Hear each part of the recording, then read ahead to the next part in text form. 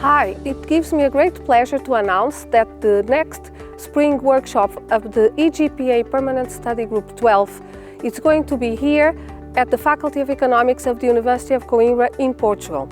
So please save the dates for 8 and 9 of May 2025. The topic is going to be Back to Basics, Accounting Information Used for Public Sector Financial Management. However, as usual, papers on other topics are going to be admitted as long as they related to public sector accounting and financial management.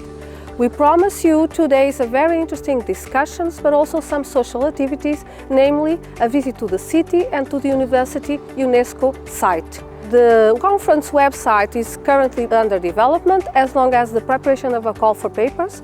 So for any queries, please contact me, Susana, Jorge, or the Permanent Study Group 12 chairs for further information.